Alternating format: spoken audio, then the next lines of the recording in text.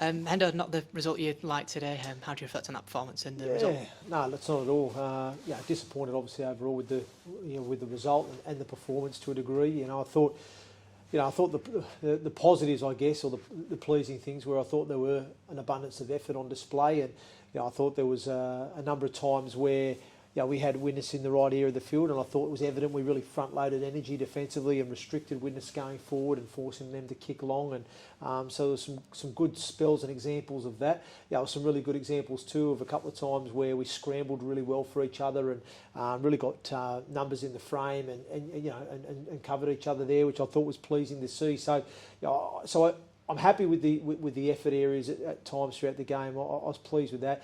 But ultimately we didn't execute the game plan consistently enough throughout that game. We didn't sort of work the right areas we wanted to work, and I think ultimately, certainly in the second half, those errors really come back to haunt us. And we invited Widnes into some good field position, and they ended up getting over the line, which was disappointing to see. So I think the players understand that. They know that we probably haven't put our best foot forward, I guess, and that's probably the most disappointing thing, certainly as a coach, if we execute the plan and we deliver on the sort of the process that we're looking at to a high standard, and we lose the game, well, hey, you know what, we'll take that. But the fact we probably know we didn't give the best account of ourselves today, that hurts.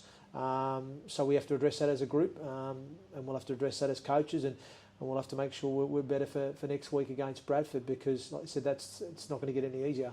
But, yeah. Was it tough losing James Cunningham as well, the half-back, given the situation? Yeah, I mean, look, the reality is that's the first time those two guys have played together. It's not the ideal scenario, but we knew that. And I'm not using this, we're not going to have any excuses at this club, I'll tell you that right now. There was 18 players that were selected to do a job today. That 18 players are good enough to get the job done. And sometimes those things happen in a game. James Cunningham's only had a week of training with Liam Harris in the halves. I thought we started the game well with James there, but him going off obviously disrupted things. So effectively we're playing with one half-back for the remainder of the game. I did contemplate moving Matty Marsh into the halves, but then I thought if we do that, I'm going to have to move Brown to fullback. I'm going to have to move all these other pieces, about 5 people out of different positions. And I thought, would that disrupt us too much?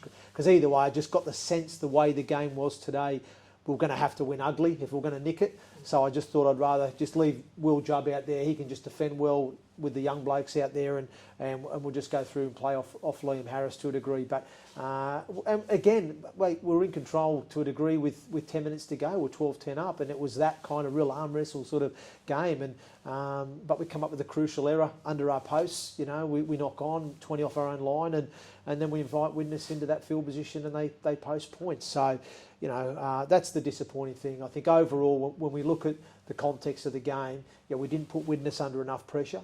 We didn't get enough good ball field position opportunity, and when we were there, we did look a little bit, I felt, devoid of ideas. We looked a little bit lost at times because we just didn't execute, what we wanted to execute in terms of the game plan. So, but we'll have to look back at that and find out why that was, and maybe question a few people about why they weren't in the right positions, or why we didn't get to those right areas of the field to be able to execute the plays we wanted to. And we have to work on that to be better for the week coming up against Bradford. So, but one thing I will say, Jacob, is the season's not defined after round one. I've been in the game long enough, but I'm disappointed more for the fans that they've. I think they can say there was effort there, but they probably haven't enjoyed what they've watched either, because there was times there for me I didn't think we looked like we had much flow or rhythm, in our attacking play.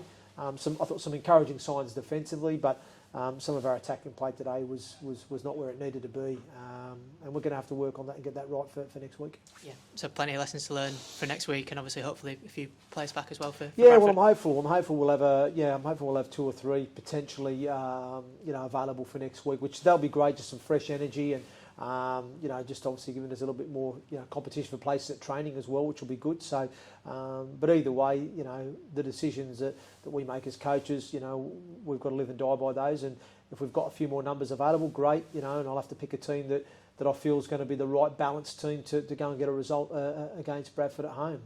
I'm just hopeful that next week when we do play, we see an improved performance on what we saw today. And I think we owe that to our fans.